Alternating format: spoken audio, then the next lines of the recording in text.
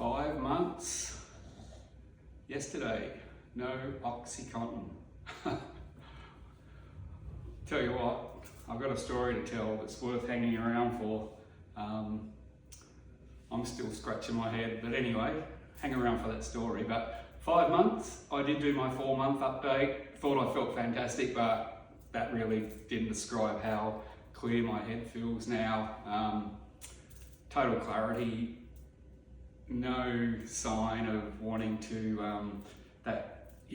where's my oxy in the afternoon. Occasionally I was still having a little bit of that after 4 months, but it wasn't bad, but it was just like, where's my oxy in the afternoon? Just when I was feeling pain and it was horrible. But what actually happened, I don't know whether it was when that bike accident I had almost a year ago coming up, where I broke 9 ribs and my collarbone. Everyone said, how could you break 9 ribs? When you have chemotherapy, the strong chemo that I had, your bones are very soft, so that's why they broke. And four or five of the ribs, I can't remember what my rheumatologist told me, but they were broken around on my disc area, on my calcification area on my spine. And it might have happened at Zach's gig, because I remember I was getting right into it. That was 3 weeks ago now, and I remember I was bashing my foot down really hard, and all of a sudden I felt this sort of needles and pins in my back area, but it did not feel too bad at the time. Maybe it was that, or maybe when my pain really started again, I mowed my lawns 2 weeks ago, and lifting up the catcher, and I had to go over the lawns twice because it had been so long since I had mowed them, and they were even though they weren't that long, they were so thick. I filled up a full recycle green waste bin when normally, I could get 2, sometimes 3 in the summertime, where I just take the top off the lawn, but they were so thick. I remember I was squashing it down, trying to get it in, and the next day I literally couldn't walk. And I actually thought I was having some spinal cord implications, because I'd Googled the symptoms, and I was having a lot of numbness in my hands. That's why I'm always doing that, like numbness in my hands, especially when I was laying down. And there was some other, sort of things happening in my body that don't normally happen, which sounds really weird, but for my age, I was getting really rock hard of a night, which was sort of for not a sexual reason, so there was things going on in my body that weren't sort of normal, and it was starting to really worry me, and the pain was sort of like off the charts. And in the end I bit the bullet and went into the emergency room, and the first thing I said while I was waiting in the waiting room, because you've got to wait quite a while on a Sunday especially, I said, don't give me oxy, or don't even offer me OxyContin. I think I've really damaged my spine, and I think I could be having spinal cord implications. So finally got in after a couple of hours, which wasn't too bad. I'd waited a lot longer there, that's for sure. But they did a quick, just a normal scan, and they couldn't see any breaks, but they said, we're going to, we can see you're in a lot of pain, you're not taking OxyContin, we're going to admit you in the short stay unit. So I said, yeah, fair enough. At least I thought I'd get some scans quickly, like an MRI and maybe a nuclear bone scan. So after being there for a couple of hours, and they did a handover, and a new doctor came on, and he actually suggested an injection of a really strong, you can't have it regularly, but a really strong anti-inflammatory. And it was a painful injection, and I've had a lot of injections and blood transfusions and platelet transfusions and lots of needles in my time, but it was the most painful injection I've ever had. And the lady actually said, the nurse who gave it to me said, oh, I'm sorry, this is going to hurt. And while it did hurt, it still did not hurt as much as was going on in my spine. So anyway, after about 2 or 3 minutes, I got up and started walking around for the first time I'd moved properly in over a week. And I went up to the doctor. I said how long she was around playing on a computer, updating patients, of course. But I said, how long will that take to work? They said, oh, it should work sort of instantaneously. I started throwing my arms around going, what the F? I'm actually going, what the F? And they said, yeah, it's worked then, it's worked. You've got really severe inflammation. And anyway, I went home and I actually rang up because the next day I was back to exactly where I started with pain and whatever. And she said, the doctor actually, I spoke to a doctor and they said, oh, it only lasts for 8 to 12 hours. And I said, well, I'm back to square one. So I thought, look, I really need an MRI to see.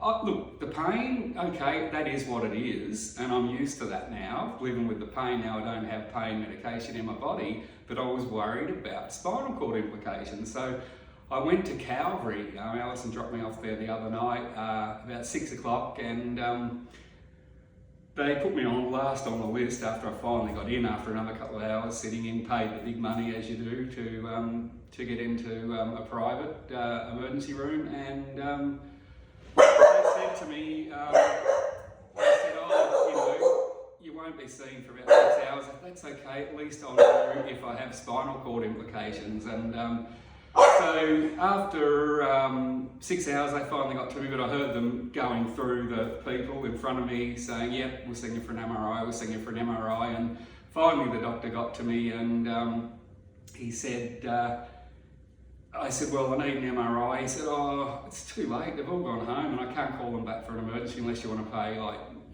huge money. And I went, oh God. And so what happened, I was a bit annoyed because I asked for a drink and they wouldn't give me a drink, and I was there for 10 hours. And I said, well, maybe some food, because I hadn't eaten since breakfast the day before and I was really hungry, just some biscuits or cheese, and they still wouldn't give me any food. And when he finally got to me, I said, well, this has been a bloody waste of time, hasn't it? And he said, oh, well, it is what it is. You were last on the list and you were told you were going to wait 6 hours. So I got a little bit stroppy, and my phone had gone flat. So I didn't have all my cards are on my phone. I didn't have any access to Uber or anything. And I said, oh, fuck, I might as well go and jump off the bridge. I said, I might as well go and jump off the bridge, only just in a jest. Because when you're angry with pain and you've been spent 10 hours in a place that you thought you were going to be looked after, I said I might as well go and jump off the bridge. And I had to walk. I thought, well, I've got to walk home, really. I don't really have a lot of choice, do I? It's 4:30 in the morning, and I don't have access to my cards. My phone went flat because I was there for 10 hours. And so anyway, Calvary's about 16 kilometres from here. I thought, oh, well, a walk will do me good. It might loosen up my back a bit, which it actually did. I was walking okay. It was freezing cold that night. It was like 0 degrees with a chill factor. And I'm walking home and I noticed a cop car go past me as I'm walking down towards Government House. And it sort of clicked in what I said. I thought, nah. But they slowed down and sort of went around. Then they came back around and I sort of jumped off the side of the road a little bit, and then I thought, oh, well, they're gone now. And so I kept walking towards the bridge, and I started walking up over the bridge, and another cop car went past, and they slowed right down and started to stop the traffic. And I was about a quarter way up the bridge, and I thought, no, that doctor wouldn't have rang and said I'm going to jump off the bridge. And I thought, no, anyway. So I sort of shuffled back down the bridge, thinking, my God, because people were starting, it was 5:30 by now, taking an hour to walk to the bridge from Calvary Hospital. And I was feeling okay. And anyway, so I thought, no, just in case, I'll walk back down the bridge. And I walked back down the bridge and sort of came out to the area where, you can sort of choose to go which way on the bridge, or, go into town or go out to the northern suburbs. And I thought I'll just hang around here. And next minute, a bloody cop appeared, and he said, Shane? And I said, yes. He said, oh, I've got a couple of questions to ask you. And he asked me, was I going to jump off the bridge? And I went, oh my God, that doctor did take that the wrong way. And it was just like, oh my God. Next minute, another 2 cop cars pulled up, then a divvy van pulled up, and I had like 4 cop cars or 3 cop patrol cars and a divvy van. And I was like, oh my God. So I answered all the questions for them, and I said, you're not going to put me in that divvy van, are you? Because I thought, God, they're going to take me to bloody hospital, end up in a psych ward or something. And I said, no, we just need to know that you're okay. I said, look, I'm fine. I'm just walking home. I showed her my phone. I'm trying to turn it on. I said, my phone's dead. They said, oh, well, we can give you a lift home. I said, well, I'm not going in the divvy van. And they said, we wouldn't put you in the divvy van, sir. And, you know, I sort of told them a little bit about my backstory, literally my backstory. And, you know, they're very compassionate, the police, and brought me home. We had a bit of a chuckle on the way. I don't think Alison was impressed getting woken up by a phone call saying, you know, Shane's been brought home by the police. And it was just like, oh, God, seriously? So anyway, look, my back has settled down. Had a bad inflammation. Maybe I did crack a rib again, but you know, that is what it is. But like I said, I'm 5 months.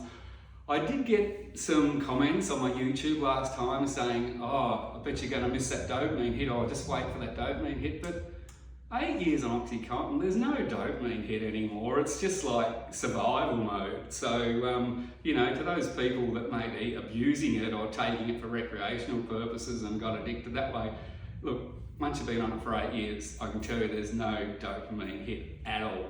So I just thought I'd make this video today to say, look, 5 months after 8 years of taking opiates, I think is a fucking big thing, a really big thing to be proud of.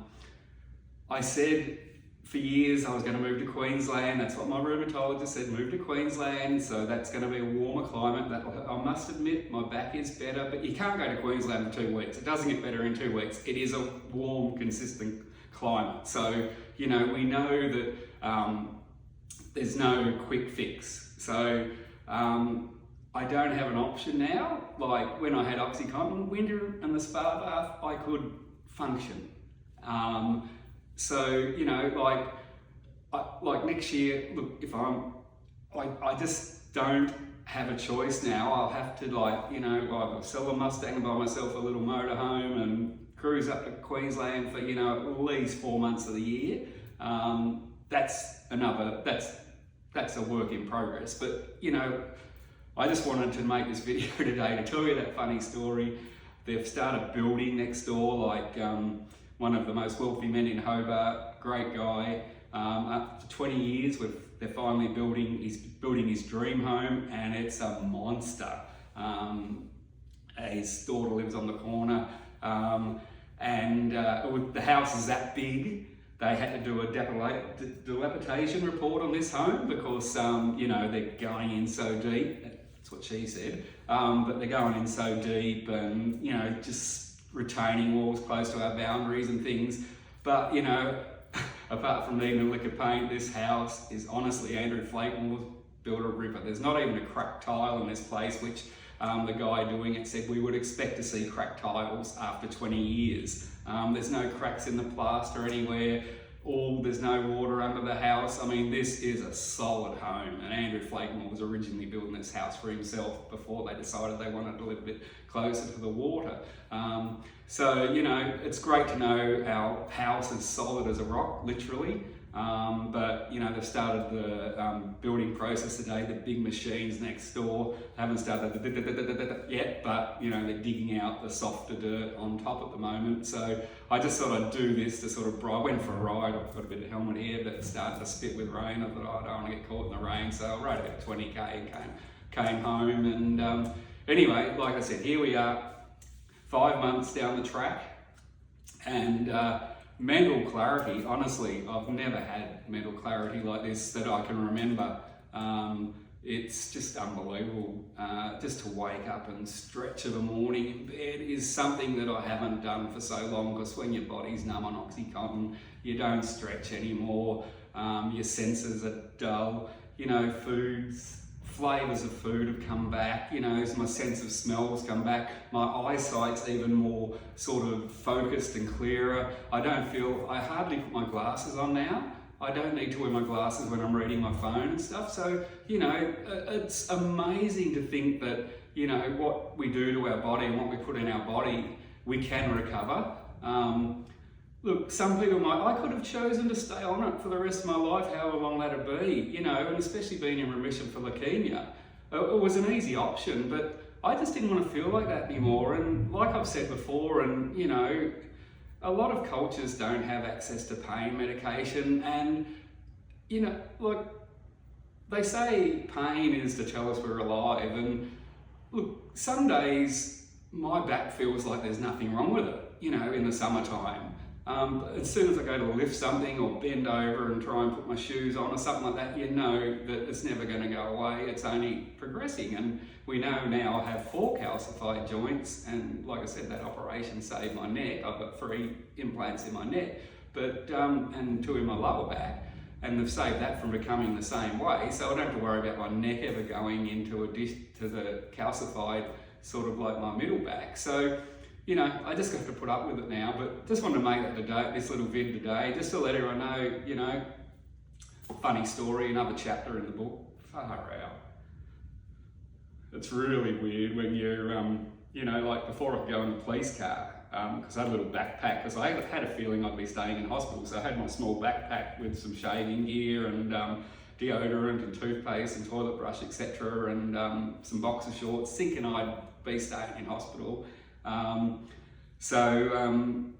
That before they could take me home in the patrol car, they had to frisk search me. So by then it's like, you know, sort of getting on close to what, 5:45, and all the cars are starting to go to work. And here I am at the bottom of the bridge, in the sort of area where cars were going each way. So everyone could see me, but I sort of turned my back to face the Derwent River so no one could see who I was. But you know, I'm holding my arms up while they frisk search me, and this is funny. He hung around here for a while. He said, what's that? I said, haven't you ever felt a tight calf on an old man before, mate? Because my calves are still like rocks. But he thought I had something on my leg there, and he's like tapping around here. I said, don't worry, mate, it's only an old man with tight calves. And anyway, but the cops were great on the way home, and you know, look, we pay for a service. Like I said, all the treatment I had for my leukemia and stuff, all the years I paid taxes, you know, I had to do it in the public system because I was too sick to go into the private system. So, you know, all those tax I paid for years, and even the ride home in the cop car, because, you know, I still had another 10k to go or 9k to go from the bridge.